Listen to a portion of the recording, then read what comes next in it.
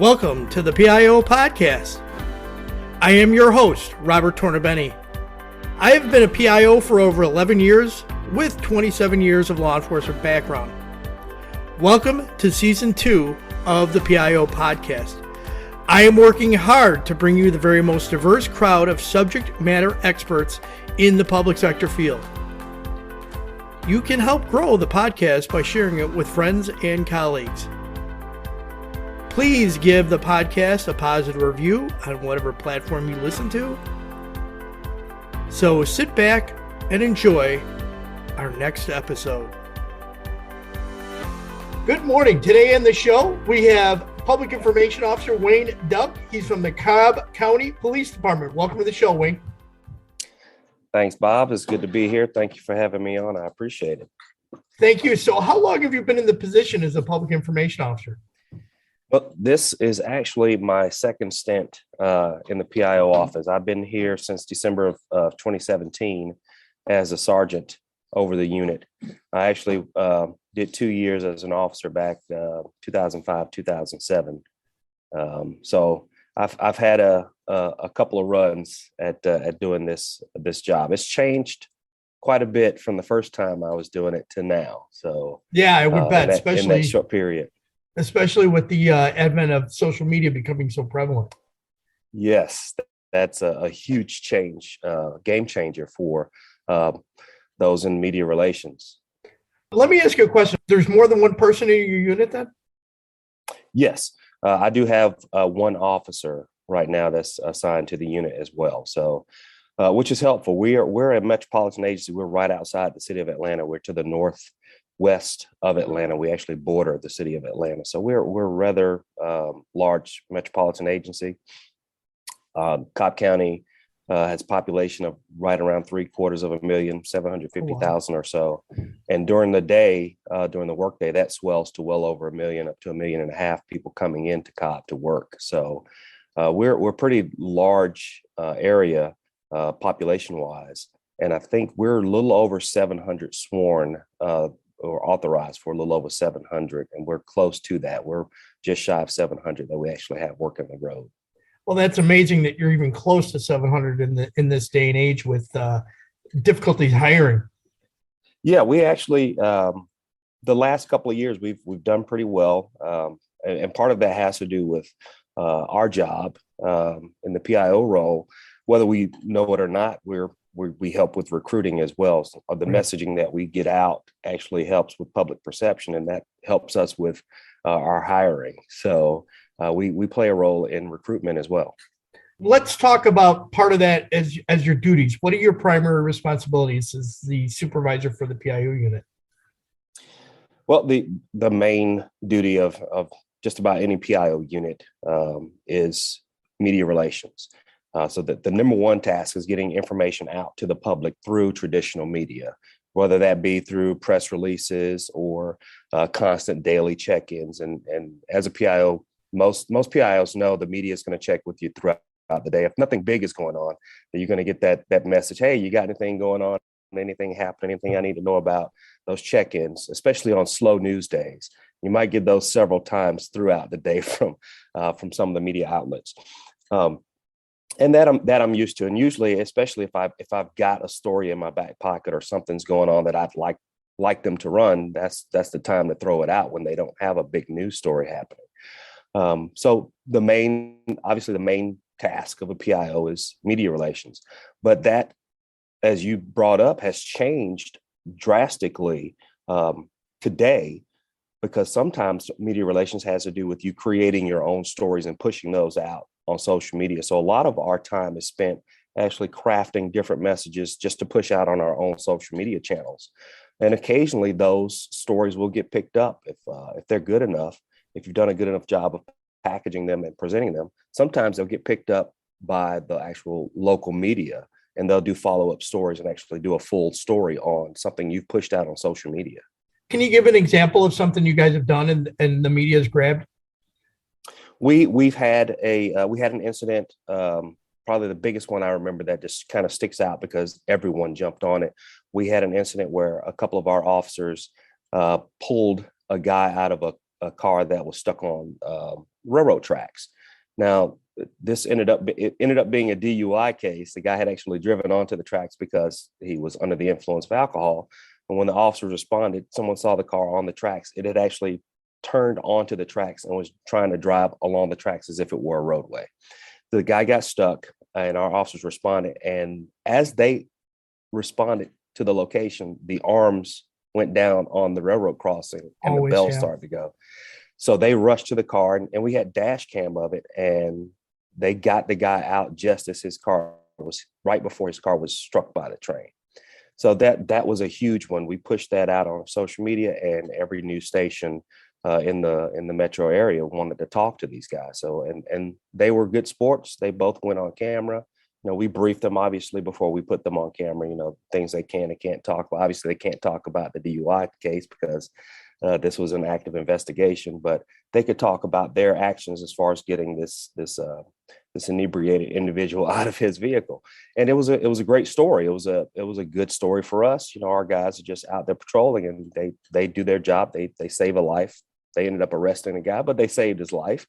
It's a good story all around. But those type things, usually you won't, that the media may or may not have picked up on that one, but because we actually did have dash cam and we pushed something out, it was a good story. It ended up being a good story for us.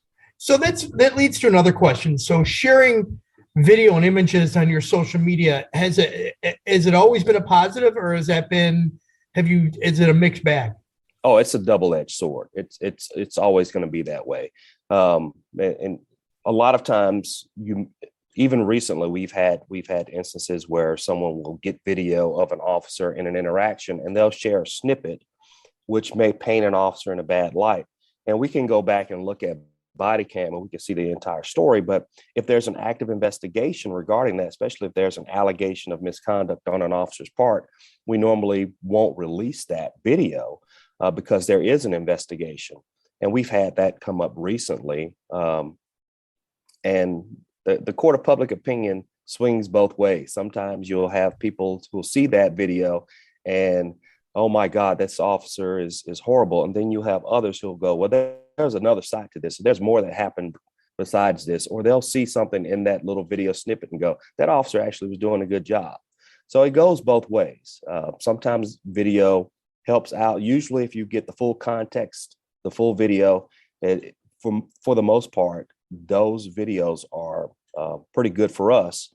It's when you get those little snippets that the public sometimes will put out, you end up caught between a rock and a hard place, because you can't really at that point, especially if there's an investigation, comment too much on what's not being shown. Right. And that always leads into issues when you're forced to react to public sentiment, when you're dealing with labor agreements and policy procedures. It's very tough, and the general public does not necessarily understand it. Why isn't the video out there right away? And Exactly. And you can try to explain it, but you're going to have a segment of the population that just believes that they take this really far extreme view that that's just a cover up. That's an excuse, when there are policies in place. And obviously our policies are on our website. People can view our full policy manual, basically, and they can actually see what our policy is. And even when it comes to internal investigations, that policy is available for the public to see how our investigations are actually handled. But obviously, you don't have the general public going to do that research. Right. A lot of times, you just have people making blanket statements about the agency. Exactly. So this leads to another question. With the changes in a lot of state legislation now in regards to the release of mugshots for certain offense levels, has that hit the Georgia state yet, or is that something that's being considered by agency? So we are in a unique situation in that the sheriff's office actually releases mugshots. So when we get requests for mugshots, we direct them to the sheriff's office. And I know that this has come up recently. I have not heard from our sheriff's office if they are currently changing the way that they release their mugshots. So for the time being, I believe things are still as they were before, where if the media requests a mugshot, they can get it. My understanding is that, and because our sheriff's office doesn't do it, is that this is going to affect those people who are putting mugshots on the internet more so than anyone else. And we've never done that in the police department. And I don't believe the Cobb County Sheriff's Office has been releasing mugshots either on the internet, or publishing them on the internet, I should say. Right. They release them to the media, and then that's up to the media as far as what they actually do to them, because they're public record. Correct. But we have not been putting them out on any of our websites or on our social media. Excellent. All right, so let's talk about the wave of violence that's really kind of spread across the country. It's in every community right now. I don't know of one metropolitan area that's not experienced some increase in violence and the homicide rates and the carjackings and all that. How is the police department conducting messaging to the community on your efforts to keep the community safe? So the big thing for us has been trying to educate the community on how to help us keep them safe. We've had a really good campaign, and we have a unique situation here in Cobb County. I shouldn't say Cobb County because it's actually more than Cobb County, where we formed a PIO group. So we have tailored our messaging to be, we're all on the same page with messages throughout the year. We actually have a PIO messaging calendar that we just finished the second year using that calendar to coordinate our messaging week in and week out. So 1 week we'll be covering lock, take, hide, and different aspects of keeping your vehicle safe. And so all of our messaging is pretty much the same. So if one of us has a really good story, we'll pitch for each other. Hey, the media may check with me, say, hey, you got anything good for us today? No, but the city of Marietta, which is in Cobb County, they had a pretty good case. I think I spoke to their PIO, and they've got this case about XYZ, and the media will call. They'll call that agency, and we'll share our good stories, our different good stories from different agencies. We'll share those with the media to have them contact that agency. And it's been very beneficial for us. It's helped us to keep the public involved with what we're doing and the different programs we have in place and the different educational programs. We have a very good community affairs unit. They put on a lot of different, they actually speak to a lot of different civic groups and homeowners associations. We are constantly trying to educate the public on ways that they can better keep themselves safe. And we have a few different ways the public can help us to investigate crimes. We have a program that we started several years ago where residents can actually register their cameras so that we'll know if they actually have a camera. If we have a crime take place in a certain location, if they have their camera registered with us, we know to contact them. Hey, we had this crime happen at X, Y, and Z time. Can you check your cameras for us? It's been a great program. We're trying to get more and more people to get involved in that. A lot of homeowners associations have picked up on license plate reader technology. We have several homeowners associations and business associations in Cobb County who have started to purchase LPRs, license plate readers. Wow. And those have helped us to solve lots of crimes. And the thing we're trying to get the word out to these communities, to these different business associations. Hey, if these criminals know you have this technology and that you're partnering with us, they're not going to come to your area. They're not going to commit crimes in your area because they'll get caught. The word gets out. Hey, don't go to this location because they have cameras and they report to the police and they work with the police and my buddy got locked up. And so just that type of information, that type of educational awareness in the community has helped us to kind of curb that criminal activity. So let me go back to this association, this PIO group that you've had, where you came up with a calendar you've been using for 2 years. How did that come about? That's a really great way of dealing with the regional issue. You as a group, it's outstanding. So several of us have gone through several different training courses, and one of the training courses that a couple of the guys in that group went through talked about actually partnering with PIOs in a certain geographical area. and coordinating messaging. And that was one of the things that was brought up. And so those guys brought that back. And we had already started meeting. We tried to meet like quarterly, just the PIOs in Cobb County. But we opened it up to PIOs from different agencies outside of Atlanta, because you have a lot of PIOs who basically they're one-man units. They're operating on an island. It's very difficult for them to get a lot of things pushed out that they want to, because they are only one person. So they're having to do the job of 3 or 4 people, but it's just one of them. So this group came about because we were like, hey, we have a lot of resources. I have several resources here in the county, but we have 6 cities in Cobb County. We have several other smaller jurisdictions outside of Cobb County who might be able to benefit from this.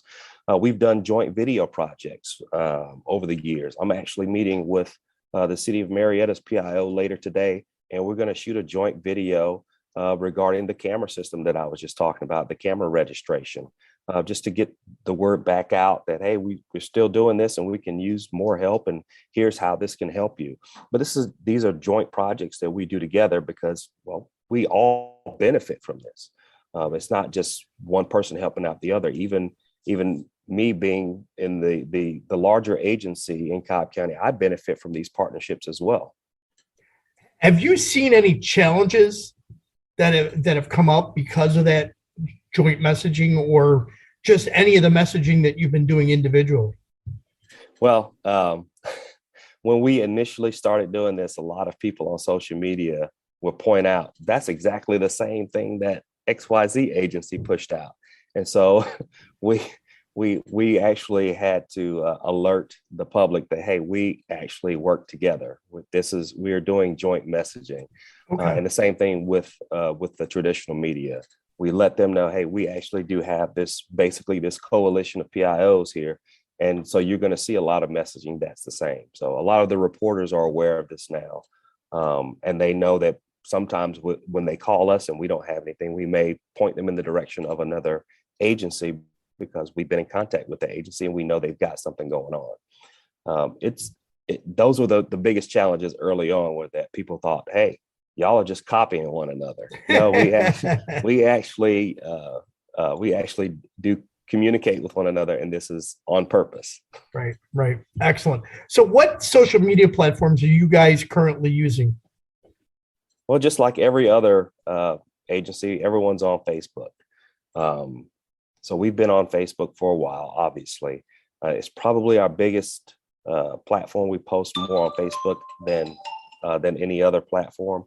But we also trying to get us more into using YouTube, because video obviously is king when it comes to getting information out.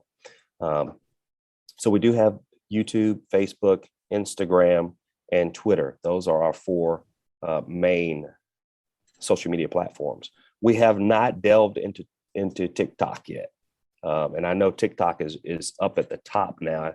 The last article I read about social media was that TikTok has actually surpassed YouTube as far as video views and time on the platform, which is astounding to me, because YouTube, I go to YouTube for everything. And I think most people do. Hey, how do you do XYZ? Well, let me YouTube it. Yeah. Let's see what's on the YouTube now. TikTok, a lot of TikTok videos. I was speaking to the officer who works, Officer Barner, who works here in the office with me. She's my social media guru. She just walked in the office. She's the social media guru in this office. So I go to her for a lot of information. She does most of the posting out of our office. And she says, yeah, TikTok, you can find those educational videos on TikTok now. They'll be in series. So that's one we haven't tapped into yet. And it's one we probably need to, because when you think about recruitment, the kids that we were once when we started, we may have, and there was no Facebook when I was around either, but we may have looked stuff up on the internet. We may have actually typed it in to see what we could find on the internet. They're actually on TikTok. That's where they're getting a lot of information, and they spend a lot of time on there. So why wouldn't you use that platform to reach out to those people you're actually trying to reach? Yeah, and that platform does have its merits, and the question is how do you display the agency and your messaging in a an appropriate manner, because there's a lot of inappropriate stuff on there as well. But Right. at least there's a thought process. You're thinking about, okay, that's something we eventually have to go to, because that's where the demographic that's going to come into our agency is at right now. And not even that. When you think about, okay, so um, the older age group, I've been policing now for 24 years. I'm that older guy. I'm that old grizzled veteran. I don't like to think of myself that way, but that's what I am. So I have a different mindset than the younger generation that's coming in, but also the younger generation that's just out and about in public. So we want to continue to reach the public. It's more than just trying to recruit, but you think about when you want the public to actually partner with you to help you to better police that area, your neighborhoods, you have to reach them. You have to get your messaging out to them if you want them to be a partner with your agency. Right. And I do see some really with TikTok, because there is that 15-second, 1 minute, 3 minute kind of platform. There are a ton of crime prevention messaging PSAs that you can put out in those formats that will be very useful, that you could then turn around and use on any of your other platforms without a problem. Exactly. And so there is a lot of cross platforming you can do. Just that video is just so powerful nowadays with young Yep. people, and with any generation now. If you see a video, you're pretty much going to remember it at least. Right. Right. And that's the thing. You get a quick little video. We do a traffic tip Tuesday. And Officer Barner has been doing a great job of pushing these visuals out on our Instagram and Facebook, and they get a great response. But it would be great if we could do little 15-second videos about the same thing, And I'm sure you'll imagine get the there. reach. Yeah, exactly. Yes. And I'm sure you'll get there eventually. And it's like Right. everybody. It's that risk to take that foray. I've seen Dallas PD has a really interesting TikTok and that they run, and they do a really good job with it. It's very well thought out. So if you ever want to just get examples, jump on there and put in police TikTok and see what pops up, and in a hashtag, and you'll find some agencies that are doing some really unique stuff. So that's next on our list of social media sites to try to get into. Outstanding. So what recommendations would you have for someone that wanted to be a public information officer? Well, there are several things. I think early on in the days of the PIO in police agencies, the only criteria that you needed to have was you need to look good in your uniform and be able to speak somewhat clearly. Right. That was pretty much it. And they threw you in front of the camera. There you were. But it's changed quite a bit today. So you do need to have some social media, some amount of savvy when it comes to social media. You still need to be able to speak fairly well, because you will get thrown on camera. But even more so, because video has become so prevalent in social media and it's such a powerful tool, you need to be able to speak on camera for that as well, to actually do your own videos. Or at least find some different people in your department who are willing to go on camera and do videos. One of the things that I've started doing over the last few years was I've been teaching myself how to shoot and edit videos. So I've actually gone through our department and done different little videos on different units within the department, so I could push those out. And I've gotten fairly proficient at actually shooting and editing videos, which is something that is one of those things you wouldn't think a police PIO would need to do or need to learn to do, but it's become rather important. Unless you have a video unit in your department, unless you're that large a unit, if you're one of these PIOs and you're a one-man show, then you need to learn. You pretty much have to become a jack of all trades. So learning video editing. Officer Barner is a whiz when it comes to Canva and creating these great visuals that her posts on our Facebook and our Instagram are beautiful. So beautiful, in fact, that they're stolen by other agencies. So I said, I tell her that's just a form of flattery if they're stealing your posts and reposting highest them. form of flattery is plagiarism, right? So becoming good at making little visual posts for Facebook, for Instagram, being well spoken, but you have to be able to write. One of the things, and that's in police work in general, you have to be able to write.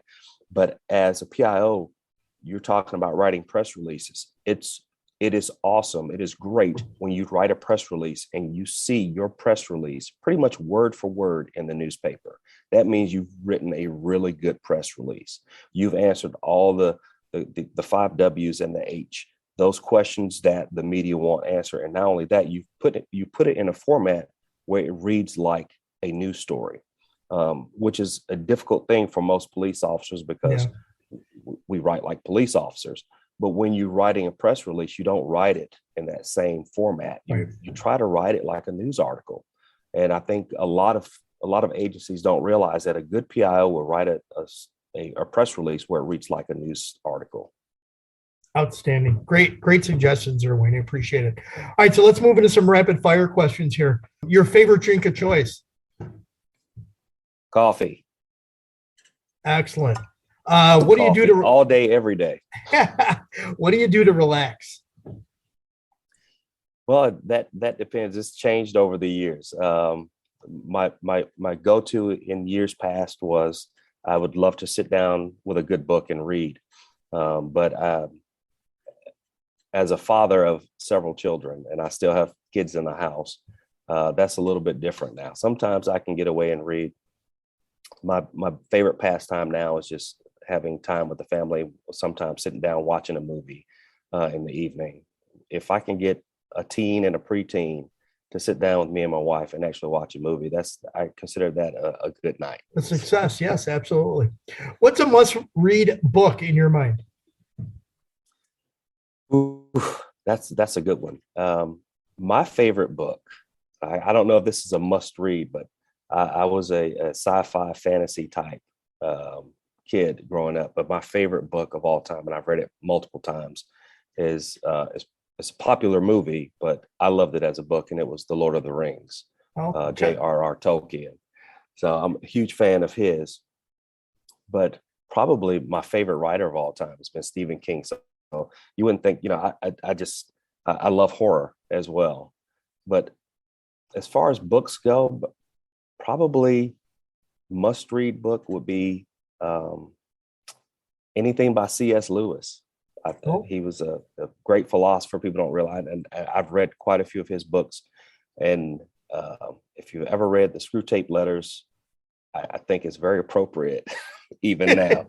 I won't go too into detail about that book, but anything by C.S. Lewis. He was a great philosopher and also wrote some pretty good children's books. Outstanding. If you could have coffee with a historic figure, who would it be? I just gave his name, C.S. Lewis. Okay. Yeah. I find his writing to be very interesting, and I think he would be probably a wonderful person to speak with and just talk about life in general and philosophy and his life's philosophy, because he was a Christian philosopher, and he had some really, really deep ideas. His writing wasn't as abstract per se as Tolkien, but his thought processes were current about the here and now and how you can lead your life to have a better life here and now. And if you could have a superpower, what would it be?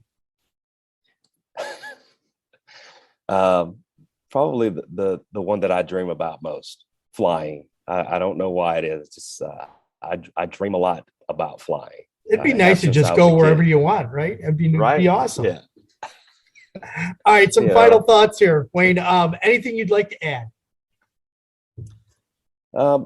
Probably for anyone who's either a new PIO or looking at getting into media relations, it's wonderful. I love it. I've been doing it the last 4 years of my career, and I've had a really wonderful career here at Cobb County Police Department. I've done so many different things besides being a patrol officer. I've been a detective. I worked at our training unit. I worked on the range. I was range master for a few years. But this job, I find it very rewarding for me. When I was in school, I got a degree in English Lit before time. I was actually a journalism major and thought that I might go into journalism. I had to weigh those two, and I ended up sticking with English Lit. And I've put it to good use now as I was a teacher before I became a police officer. For anyone who's looking at being a PIO, I would say it's not traditional police work, but you need to have a pretty good understanding of what traditional police work is, because your job is to help explain that to the public, to get that information, because the public doesn't really know what we do. They know what Hollywood and what different TV shows have shown them. But our work is a lot different, and partnering with the public is a huge part of getting our job done well. And the PIO's role is to help ease that, to help the command staff and the rank and file become partners with the public, because we're part of the public. And our job is not only to enforce the laws, but also, hey, we want to actually partner with you to help us make communities safer. Wayne, how can people best reach out to you if they'd like to learn more or connect?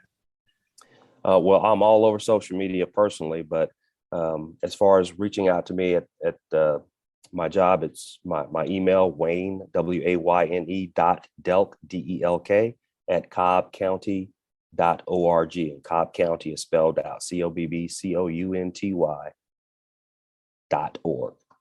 And I will add all that into the show notes, so you won't have to redo it again. Don't worry about it. Wayne, I appreciate you coming on the show. You did a great job, outstanding answers, and what you guys are doing in Cobb County is just awesome. And one of the reasons why I wanted to connect with you was because I've seen what you guys are doing, and it is just it became an interest, and I'm like, I got to get him on the show and find out how he's doing it. Thank you, sir. I appreciate that anytime.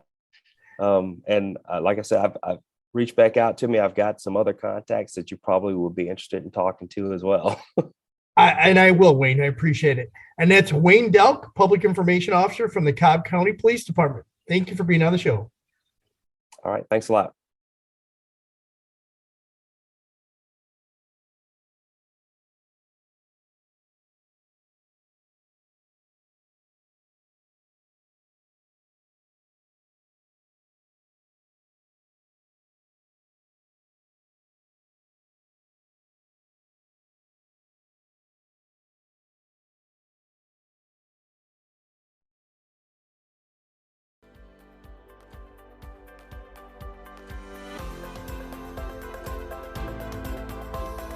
We hope you enjoyed this episode.